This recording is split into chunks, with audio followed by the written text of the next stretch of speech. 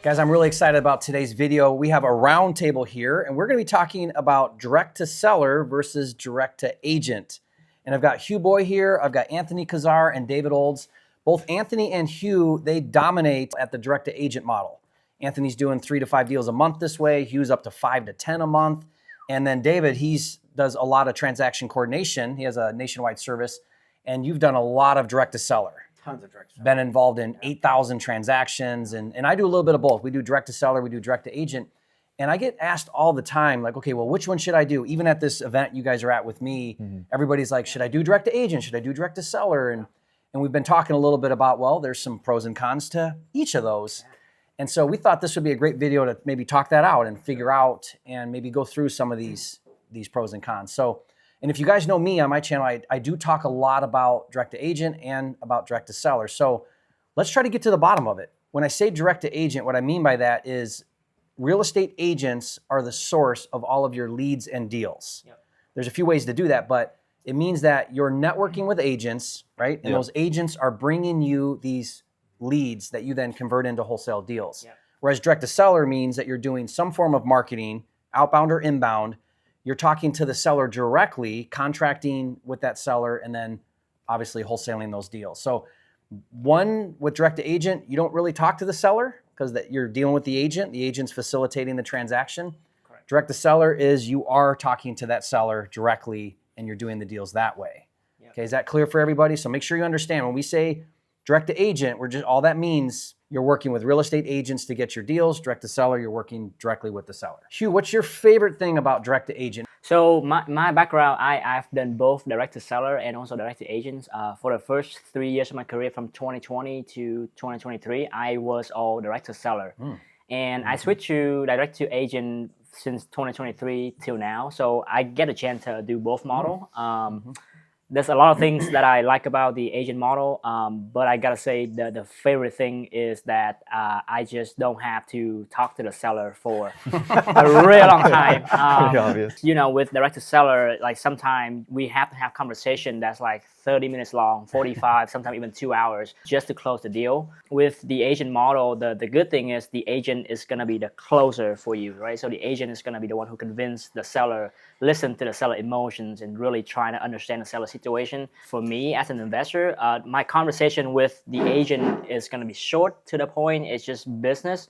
So compare my average conversation with a seller might be half an hour, but my average conversation length with an agent should only be 5 minutes. So it's 1/6 of the time. I was able to make way more offer talking to agents than talking to seller because just the time constraint. Like I was able to talk to at least 30 agents a day, but I could not ever talk to 30 seller a day because each time spending the time with the seller is going to be more than with an agent. So, and just to put in perspective, guys, so you understand Hieu's business model, Hieu networks in the Atlanta market, the metro market, with several thousand agents. Still haven't talked to every agent there is, so there's still room there. But through the agent networking that he's doing, he's generating about 50 leads a week. A week? A week per acquisition manager, yeah. Per acquisition manager. So these are agents that are bringing distressed, discounted properties to Hieu's team a week in his pipeline. So this is a massive operation that Hieu's doing.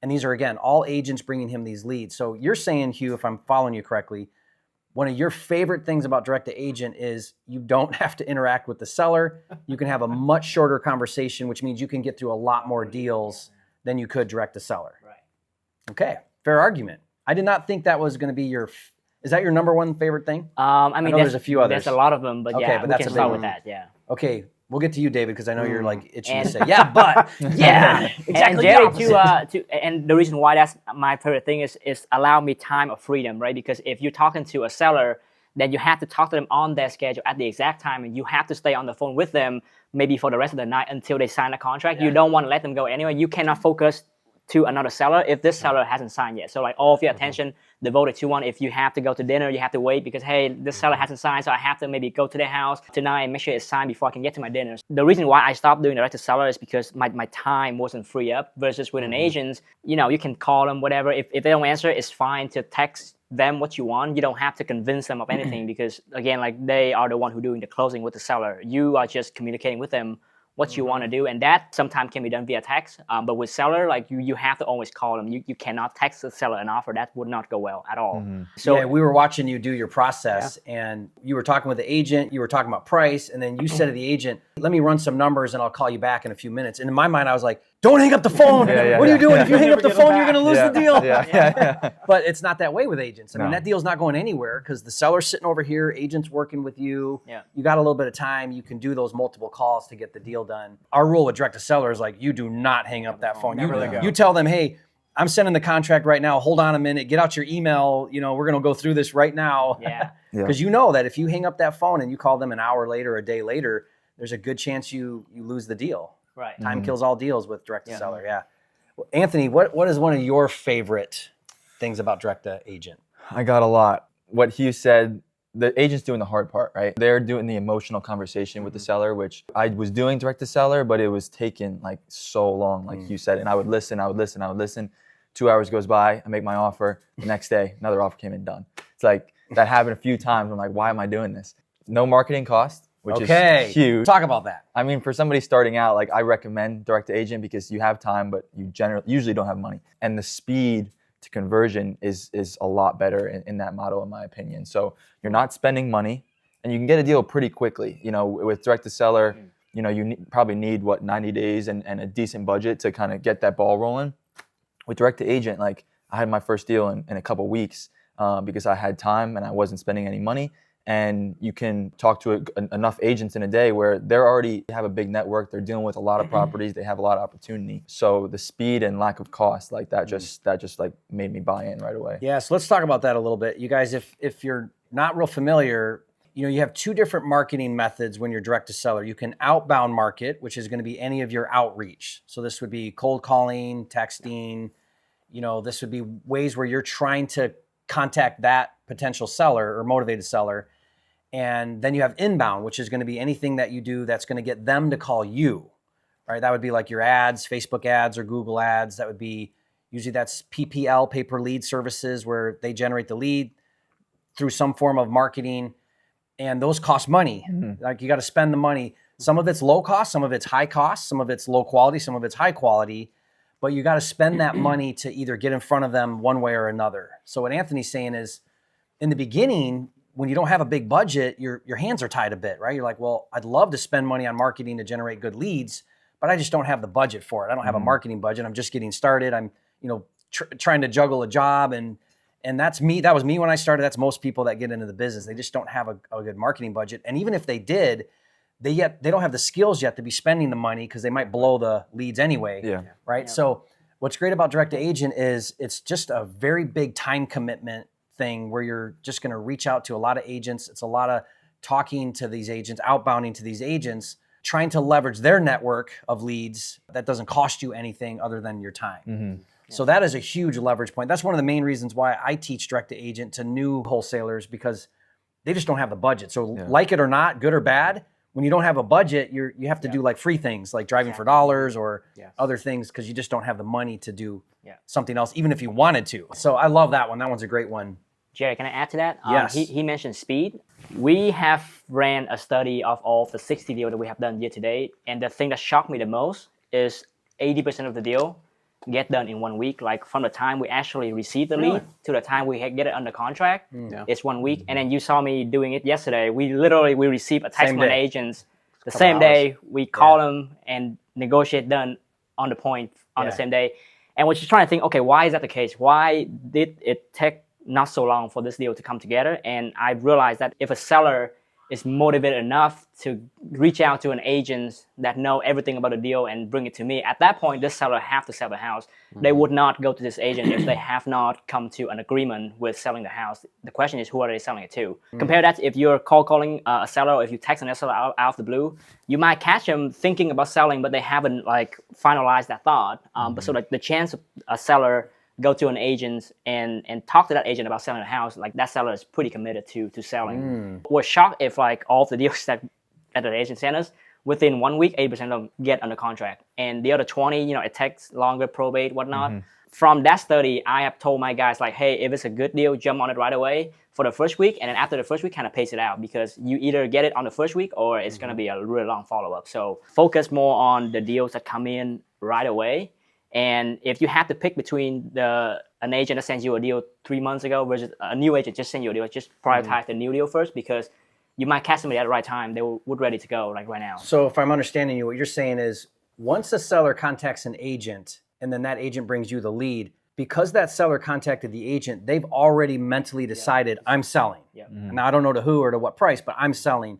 Versus a lot of your outbound direct to seller, they're at the maybe stage. I'm thinking about it maybe. So then you have a long follow-up process until they're actually ready. Everything's almost reversed, 100% reversed. Yeah. They also reached out to somebody that they're going to pay. So they're direct to seller, they're reaching out to somebody that is going to pay them for their house, but they're reaching out to a real estate professional that they're going to come out of pocket for their services. So I think that even shows more motivation, more commitment. They're willing to pay somebody to sell their house for. So. And what was crazy is that deal you did 2 yesterday, and it happened to be, first one wasn't quite motivated. They go into a follow-up. The second one, they started out at 115. This is the agent. So Hugh's talking to the agent. Agent says, yes, seller wants 115. Then they come down to 100. Then they come down to 80. And then they come down to 60. And then literally that same day, like an hour or two later, they send you over the contract for 60. 115 all the way down to 60. That was a motivated seller. They wanted that thing sold. So agent's just doing her job, starting high. And Hieu just anchored low, worked them down, and got the deal at 60. And it's a 20K deal probably? It's a great deal. So that was really fun to watch that process. Okay. All right. David. Let's bring it back down to reality. Let's bring it back down. At the knees Let's here. just put Come our on feet now. back in the sand. Okay. I am not a fan of direct to agent. However, yesterday, Hieu, you might have like changed my mind, my 20-year mind, because I didn't think it was scalable. I'll be honest with you. And I've seen your videos and I think it works. It's not that. So, but yesterday I saw you have a system that actually was pretty scalable and could be done with a lot of virtual assistants. So actually I loved it. I was enthralled. I kept watching. So I get close to the screen and anyway, which these two are an anomaly because most people direct to agent, it's a onesie twosie model. They don't really turn it into a full-blown business. $1 million producers direct to agent. Yeah, so I couldn't figure out in my brain how it was scalable in the way that you did it yesterday. That was fantastic. The things that you love about direct to agent are the things that I hate. I'm dealing with the agent. I'm dealing with agents. I know agents, but 80% of them are just banana heads and don't want to deal with us. They don't return calls. They don't. Just working with them is a struggle. Also, I would rather be in Mrs. Smith's living room, being the only person talking to her, right? Making the deal and solving her problem and figuring out what her pain point is, right? I want to know what that is because also that tells me how I can solve the problem and it opens up more avenues of different types of deals that I can do, right? I could sub-to or owner financing or is it an assignment or is it an innovation, whatever it is. So I want to be that person that's communicating directly with her. I don't love the idea of going to an agent who's presenting one of 50 offers to her because I want to be in there lower than them, right? And I want to be able to make that case for why you should take my offer at 60 instead of 115 or 150. So not that it doesn't work. Dude, you showed me yesterday that it worked and I was entranced at it. I really was. Kudos to you for doing it. But I think in general, I want to be direct to that person. I can see how this is a good model if you're just starting out. For me, when I was starting out, I was half a broke. I didn't have enough money to even be considered broke. So for me, it was driving for dollars, right? That's very low cost.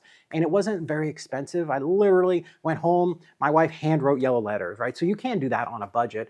I like that process better because I'm standing in front of the house. I can see it's boarded up. I can see straight through the windows. I can see the tall grass. I know that this is a deal. So my likelihood that the motivation is going to be there is going to be a lot higher. And I just think that that's easier picking. I would add to that, David, one of the biggest things I see different with direct to seller versus direct to agent is with direct to agent, and you guys are a little bit of an exception, usually that agent is going to protect a lot of the equity. And what I mean by that is they're not going to let you get that big steal on the deal because they know value enough to tell that seller, hey, let's keep looking. I think we can get you more money than that low offer that you just got from Hieu because I know the market and that's a steal. Tends to be a little bit less of that urgency because if they're talking to an agent, they're willing to go on market, they're willing to wait versus like, I got to close, I need this money by Friday. And you can find those direct to seller, like those really hot, urgent, got to close right now. And then you get those big swings where you're hitting those 30, 40, 50K deals. I like what you guys said, like when it's on market, they've made that decision. The bad news is I've got some agent, maybe the agent's competent, maybe they're not. They've anchored them high, right? So now we watched it yesterday. You had to pull them down. And I think that girl was incredibly, she just wanted that deal done. Like that was a fantastic situation. In fact, when Hieu explained to her why his number was where it was, she's like, oh, okay, that makes sense. Let me go talk to my seller and explain to them why it's at 70% thing, right? Yeah, she had the formula wrong. She misunderstood the formula. When I look at most wholesalers that do direct to agent, their average assignments are like 7 to 10. Yeah. That's all they can squeak out of with agents. They'll let you get a deal, but not too good of a deal. Yeah. And they'll protect it. They'll protect that deal a bit. Whereas direct to seller, you can see there are wholesale outfits that are doing, especially if it's inbound marketing, they're swinging 30, 40, 50 a deal. I didn't realize this the other day. I was talking to one of my coordinators. We were doing a podcast, and she's like, yeah, we just had a $500,000 deal. I'm like, what? Jeez. Like, how did you not lead? Commercial or what was it? No, a single family in high-end home. Northwest. First off, you lead with that when we're doing a story. But it triggered me to call my partner Heather. Texted her. I'm like, how many deals have we done over 100,000? And it was like 182. Like we have just doing massive deals, and I just don't know that you can do that unless you get just incredibly lucky. I used to think, you guys again have convinced me otherwise, but I used to think too that direct to agent was a finite resource. That there's only so many agents and you're going to exhaust those agents and then you're going to run out of opportunity. And a lot of people that's actually true only because they don't know how to continually find more agents, and they don't realize that there's a new agent every day, just like there's a new wholesaler every day. I mean, most agents don't transact very much, but all you need is one agent a year bringing you a lead, and you've got 1,500 or 2,500 of those. See what I mean? So like, I kept thinking with Hieu, watching him do his business, and I always ask him, I'm like, Hieu, are you going to have to open another market? Or are you going to have to expand direct to seller? He keeps telling me, we're doing 5 to 10 a month, and we got a lot more room just in my market to do more. Yeah, he's turning down leads. And you feel the same way, right? Like you're not even touching all the agent opportunity that you still have, even at your volume now. But most people run into that. They run into like, okay, I can't find any more agents to talk to. Well, I've had that too. Like every wholesaler's been in the shower going, well, I've talked to every seller that there is. Well, every cash buyer, I've talked to everyone. And then you get in an airplane and you're like, I've definitely not talked to every single person.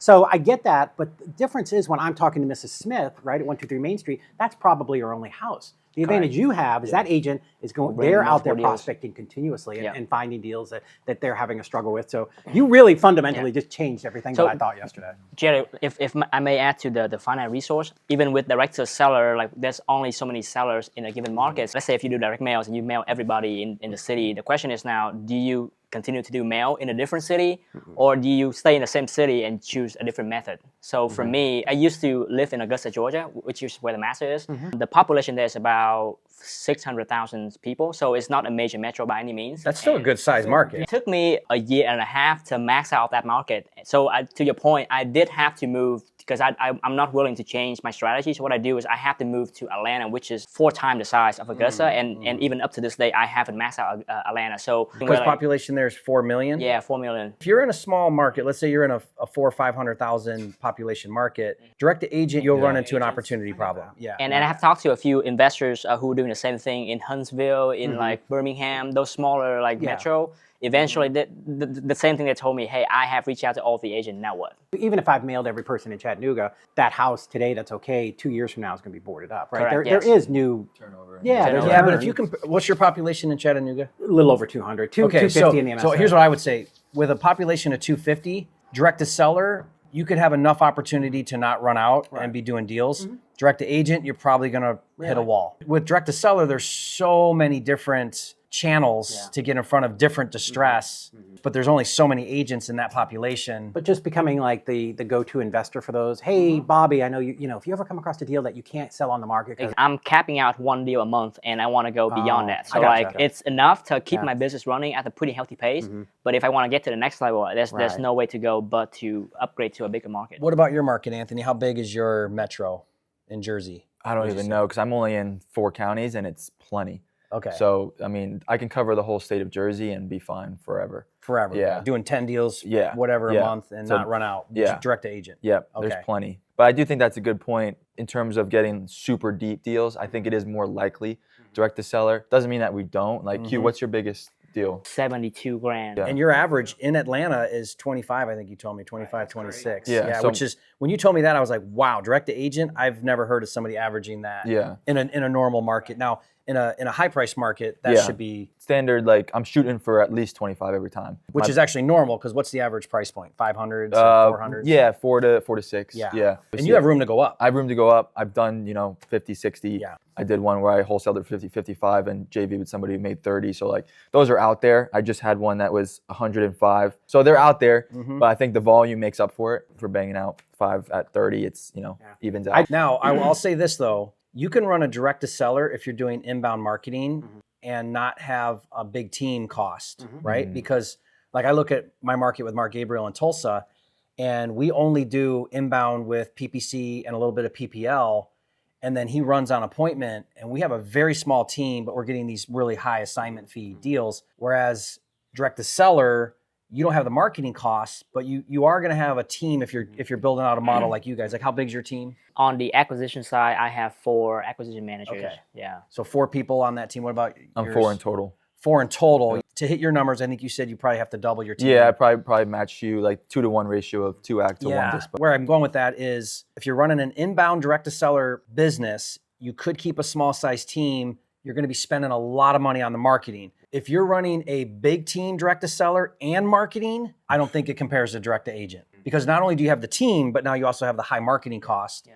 And you're comparing that to direct to agent, which is no marketing cost, but some team cost. Yeah. See the difference? Let me ask you about your teams. Are they all, do you have like an office, or are they all people like They're US all based? 100% virtual. I Okay. think most of them don't even live in the state. But To, are they US people or They're VAs? virtual people, like they're VAs. One of the reasons why I love the agent model is the skill it takes to close a deal is significantly lower than the skill it takes to close a deal with a seller, because I would think that's true. the negotiation skill that you have to have. Yeah. So I would not trust a VA who don't live in the US and don't understand the culture to close a seller. I wouldn't trust that, but I would trust that they can close an agent, because at the end of the day, it's a business conversation. You focus your conversation about numbers, about facts.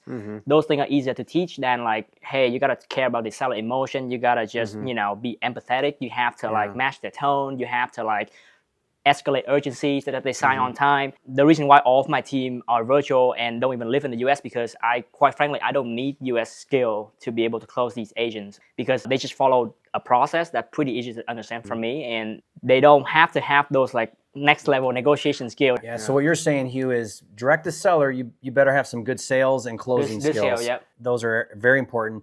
Direct to agent, you can have a VA follow a script, follow a process. It's more about the numbers. Did I find a motivated seller? Put it in front of them, and you get the deal done. Yep. The personal cost is way less as well with the agent model, because again, you're paying somebody who don't live in the US, so like your pay would be significantly lower versus if you were to hire a US based person who have to have a high cost of living. Not only that, but your closers with direct to seller are commission based, right? Usually, that's a high cost to your business to pay those commissions. And the thing is, like, what I found is like it's really hard to keep good salespeople around your company. Once they know the model, they tend to stick around for a little bit, and then they just do their own thing eventually. But if somebody live overseas and we're paying a decent amount of salary for their local thing, and then we're our best option, so like they would tend to stick with us for a really long time. I think the longest employee I have is 1.5 years now. He's not going anywhere. Yeah. So guys, I think let's hear your feedback. What do you think? Direct to seller, direct to agent. What do you love about each? What's your pros and cons? What do you do? We'd love to hear from you in the comments. If you have questions, maybe share those as well. We'd love to jump in. You guys could jump in and maybe facilitate some of those comments. I think at the end of the day, I tell people, find what resonates with you, commit to it, and then go deep. Like Anthony said, a 12-month plan, focused on direct to agent and built it out and didn't turn back. And so, there's pros and cons to both, but just commit to one and really go all in. So thank you guys. Appreciate you guys. And Thank you. You guys are awesome. We'll see you guys on the next video.